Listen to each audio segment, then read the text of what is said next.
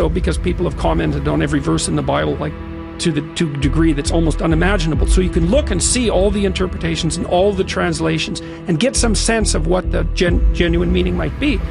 And the line, the meek shall inherit the earth, meek is not a good translation, or the word has moved in the 300 years or so since it was translated.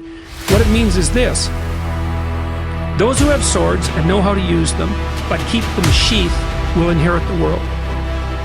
And that's another thing I've been telling. Yeah, no kidding. That's a lot different. That's a big difference. It's so great. And so, like, one of the things I tell young men, well, and young women as well, but the young men really need to hear this more, I think, is that you should be a monster. You know, because everyone says, well, you should be harmless, virtuous. You shouldn't do anyone any harm. You should sheath your competitive instinct. You shouldn't try to win.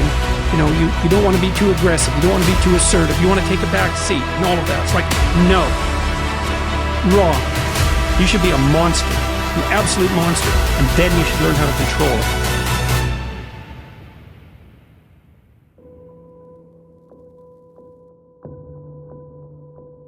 I had to invent a guy that didn't exist. I had to invent a guy that can take any pain, any suffering, any kind of judgment, be called nigger, be called whatever the fuck in the world, and be able to stand in the fucking room and say, go fuck yourself. You wanna break my motherfucking legs? So be it. I will reverse that pain and suffering, and I will take your soul. I was that guy who ran away from absolutely everything that got in front of me. And so I had to man up. And I said, the first thing I gotta start doing is facing every fucking fear I have, no matter what the fuck it is, man. He told the guy, he said, when you want to succeed as bad as you want to breathe, then you'll be successful. I don't know how many of y'all got asthma in here today. If you ever had an asthma attack before, you short of breath, SOB, shortness of breath, you wheezing. The only thing you trying to do is get some air. You don't care about no basketball game. You don't care what's on TV. You don't care about nobody calling you. You don't care about a party. The only thing you care about when you're trying to breathe is to get some fresh air. That's it. And when you get to the point where all you want to do is be successful as bad as you want to breathe, then you'll be successful. But most of you say you want to be successful, but you don't want it bad.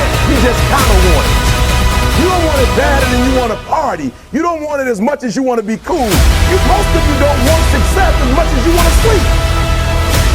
Some of you love sleep more than you love success. And I'm here to tell you today, if you're going to be successful, you got to be willing to give up sleep.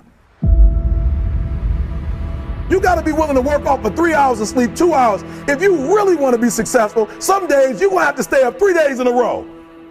Because if you go to sleep, you might miss the opportunity to be successful. That's how bad you got to want it.